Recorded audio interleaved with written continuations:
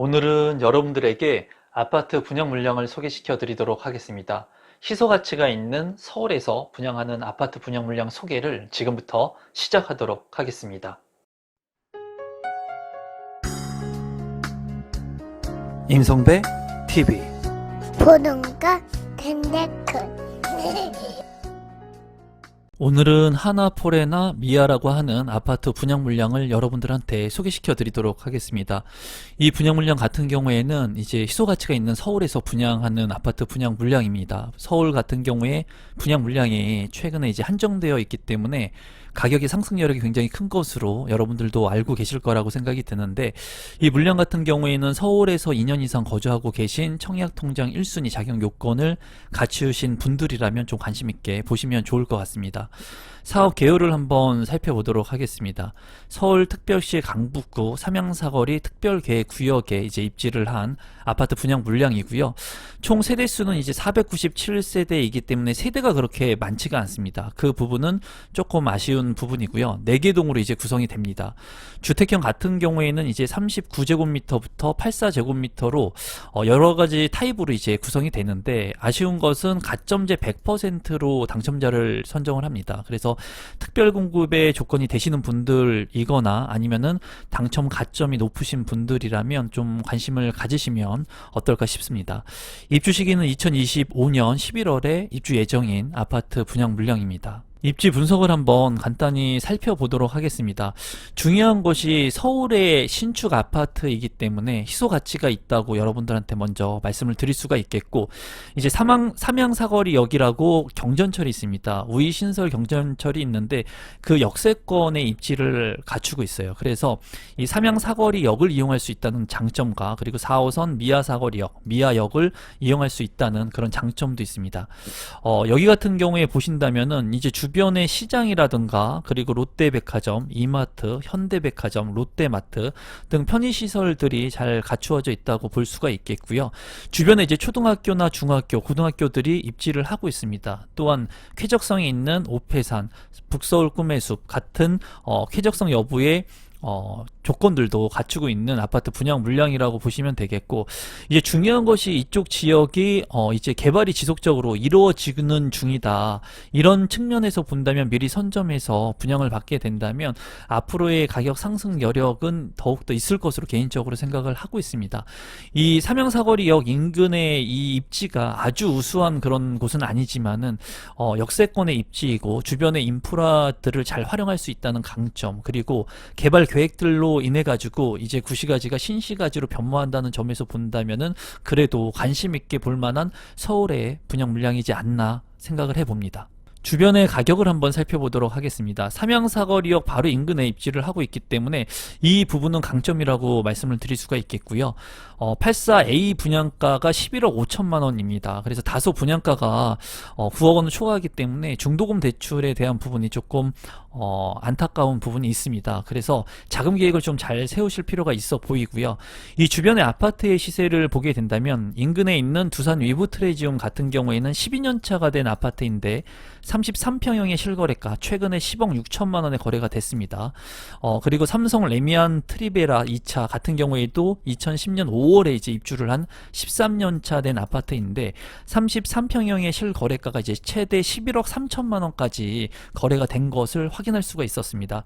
12년 차가 된 아파트, 그리고 13년 차가 된 아파트인데도 불구하고 지금 분양하는 분양 가격하고 그렇게 크게 차이는 없어 보입니다. 다만 아파트 세대에 있어서 강점을 좀 가지고 있긴 하지만 이 역세권의 입지인 하나포레나 미아 같은 경우에는 그래도 지금 현재 가격이 많이 오른 아파트 분양 가격이긴 하지만 주변의 시세하고 비교를 해본다면 그래도 나쁘지 않은 그런 입지의 아파트라고 보여집니다. 조감도를 한번 살펴보도록 하겠습니다. 조감도 같은 경우에는 굉장히 멋스러운 것 같아요. 그리고 요새 신축 아파트 같은 경우에는 이제 채색이라든가, 그리고 하나포레나 같은 경우에도 신규로 이제 그 마크 타이틀을 변경하면서 굉장히 멋스러워진 아파트로 조감도가 형성될 것으로 보여집니다. 그래서 고층에 이제 4개의 동으로 구성이 된 아파트이기 때문에 주변과 아울러서 개발이 이루어지게 된다면 그래도 관심을 가질 만한 그런 아파트 단지로 조성이 될 것으로 보여집니다. 단지 배치도를 한번 살펴보겠습니다. 단지 배치도 같은 경우에는 이쪽이 남향인 것으로 보이는데 남동향이나 남서향 그리고 정남향으로 배치가 되어 있고요. 일부는 북향으로도 배치가 된 것이 있는 것으로 보여집니다. 어린이 놀이터가 이제 두 개가 있는 것으로 보이고, 이 단지 같은 경우에는 부지가 작기 때문에 활용을 잘 할 수는 없을 것으로 예상이 돼요. 그리고 주변이 모두 도로로 이제 둘러싸여 있는 모습을 볼 수가 있습니다. 그렇기 때문에 이제 소음에서 자유롭지 못할 거라는 그런 부분은 아쉬운 부분이네요.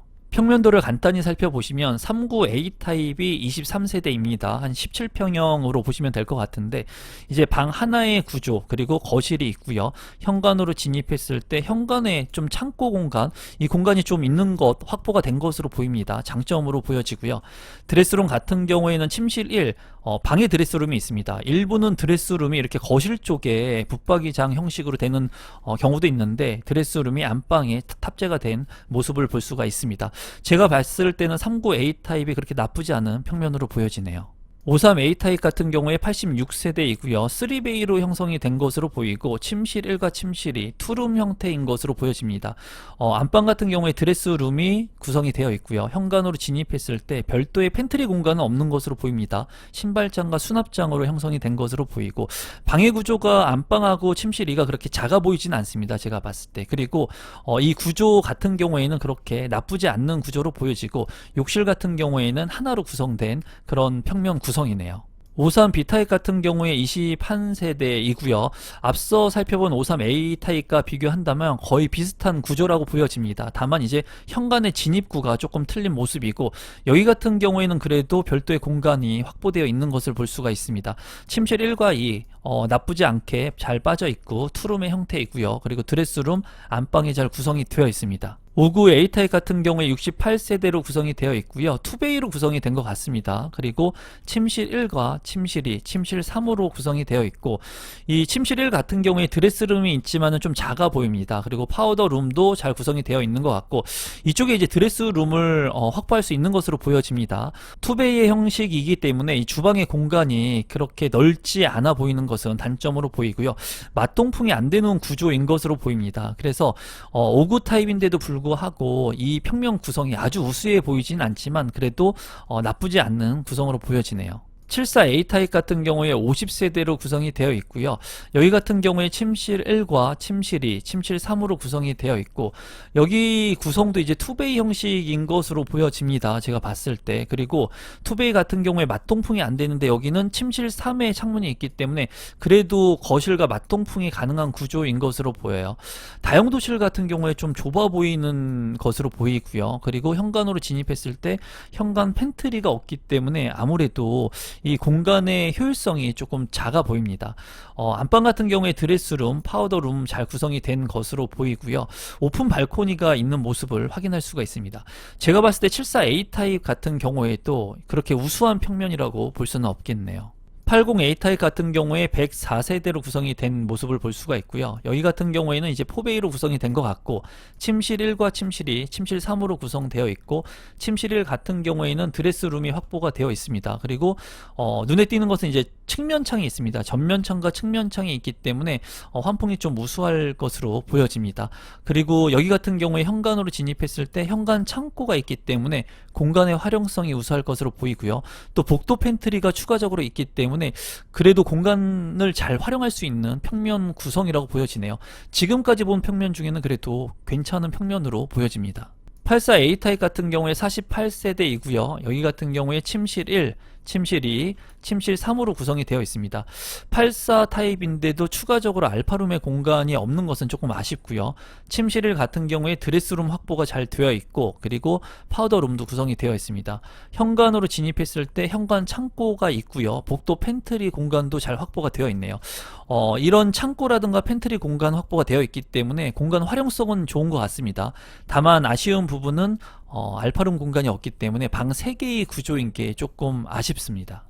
84 B타입 같은 경우에 24세대로 구성이 되어 있고요. 평면 같은 경우에 조금 어지러워 보이네요. 여기 같은 경우에 침실 1과 침실 2, 침실 3으로 구성이 되어 있고, 침실 1 같은 경우에는 디귿자형 드레스룸이 잘 구성이 되어 있고, 파우더룸도 좀 크게 구성이 된 것 같습니다. 드레스룸에 창문이 있기 때문에 마통풍이 가능할 것으로 이제 보여지고요. 여기 같은 경우에 현관으로 진입했을 때 현관 창고가 있고, 한번 꺾인 구조이긴 한데 복도 팬트리 공간도 있기 때문에 효율성이 있을 것으로 보여집니다. 마통풍이 가능한 주방과 거실의 구조이기 때문에 환기성이 우수할 것으로 보여지고요. 특별한 것은 보이진 않지만 나쁘지 않은 평면 구성인데 84 B타입도 방이 3개라는 점이 조금 아쉽네요. 최근에는 혁신 평면을 통해서 방이 4개까지 나오는 구조가 참 많은데 그런 부분은 조금 아쉬운 평면 구성입니다. 신청 자격 및 선정 방법을 보시면 1순위 청약 자격 조건이 되셔야 되는데, 여기 같은 경우에 경쟁이 있을 때는 서울특별시 2년 이상 계속 거주자한테 우선권을 부여를 합니다. 그래서 서울에 2년 이상 거주하신 분들이 당첨 확률이 높을 것이고요. 그리고 전용면적 8호제곱미터 이하 같은 경우이기 때문에 가점제 100%로 당첨자를 선정합니다. 가점이 낮으신 분들은 당첨되기가 쉽지가 않을 것으로 보여지고, 추첨제 물량이 없기 때문에 이제 특별 공급의 조건이 되시거나 가점이 높으신 분들이 이 물량에 관심을 가지면 좋을 것 같고요. 지역별 예치금을 충족해야지 청약이 가능하기 때문에 본인이 살고 있는 지역에 맞춰서, 그리고 내가 전용 면적 몇 제곱미터에 청약을 할지를 맞춰가지고 미리 모집 공고 전에 선납하신 분들이 1순위로 청약 신청을 할 수가 있겠습니다. 분양 일정을 살펴보겠습니다. 4일에 특별공급, 5일에 1순위 해당 지역, 그리고 6일에 1청약 1순위 기타 지역이 있고요. 13일에 당첨자 발표가 있으니까 이 일정을 잘 참고하시면 되겠습니다. 마지막으로 분양 가격하고 제 생각을 공유해 보도록 하겠습니다. 분양 가격 같은 경우에는 이제 3구제곱미터 같은 경우에는 5억 4,400만원, 이 17평형의 아파트 같은 경우에 1기 신도시의 핵심적인 지역들의 역세권이 아닌 지역들도 6억 원을 넘어갑니다. 지금 시세 같은 경우에. 그렇게 본다면 이 역세권의 아파트, 그리고 서울의 아파트 5억 4천만 원이면은 그렇게 비싸 보이진 않습니다. 상대 평가를 했을 땐 그렇습니다. 53제곱미터 같은 경우에는 7억 4천만 원의 가격이 형성이 됐고요. 59제곱미터 같은 경우에 8억 3천만 원, 그리고 74제곱미터 같은 경우에 9억 1,900만 원, 80제곱미터 같은 경우에는 10억 원, 그리고 84제곱미터는 11억 원이 형성이 됐습니다. 84제곱미터 같은 경우에도 이제 10년이 지난 아파트의 가격하고 흡사했기 때문에 제가 봤을 때는 과도한 분양 가격이라고는 보여지지는 않지만, 지금 현재는 분양 가격이 많이 올랐기 때문에 조금 부담감을 느끼실 거라고 생각이 듭니다. 더욱이나 이제 9억을 초과하는 물량들 같은 경우에는 중도금 대출이 나오지 않기 때문에 이제 3구제곱미터부터 5구제곱미터의 경쟁률이 좀 높을 것으로 예측이 되고요. 74제곱미터 같은 경우에는 9억 1,900만 원이지만 이 고층을 기준으로 했을 때 분양 가격이고요. 저층 같은 경우에는 그래도 중도금 대출이 가능한 물량이 있기는 있습니다. 하지만은 중도금 대출이 안 될 수도 있기 때문에 자금 여력이 안 되시는 분들은 이 74제곱미터 이상의 물량들은 청약 신청을 안 하시는 게 좋을 것으로 사료됩니다. 제가 봤을 때는 서울에 희소가치 있는 아파트 분양 물량이기 때문에 관심을 가질 만한 그런 분양 물량으로 보여지고요. 우리 구독자분들 중에 1순위 자격 요건이나 만약에 특별 공급의 조건이 되시는 분들이라면 지금 서울에 공급 물량들을 많이 늘린다고는 하지만은 단기간에 공급될 수 있는 그런 아파트 물량들은 많지가 않습니다. 그렇기 때문에 지금 현재 이렇게 분양되는 물량들에 관심을 좀 가지시고 청약 신청을 하시는 것은 나쁘지 않다고 저는 생각을 합니다. 또 역세권의 아파트이기 때문에 여러분들께서 잘 신청을 하시면 그래도 당첨될 수 있는 확률이 있지 않을까 생각을 해봅니다. 그러면 여러분들께서 중도금 대출을 활용하실 분들은 5구제곱미터 이하의 물량들을 노려보시면 좋을 것 같고요. 자금 여력이 있으신 분들은 74 이상의 물량들을 노리시면 당첨 확률이 높지 않을까 개인적으로 생각해 봅니다. 여러분들께서 뭐 경쟁률은 그래도 나쁘지 않게 나올 것으로 예측이 되거든요. 여러분들이 소신 지원 하시면 좋을 것 같네요. 오늘은 서울에서 분양하는 아파트 분양 물량을 여러분들한테 소개시켜 드렸습니다.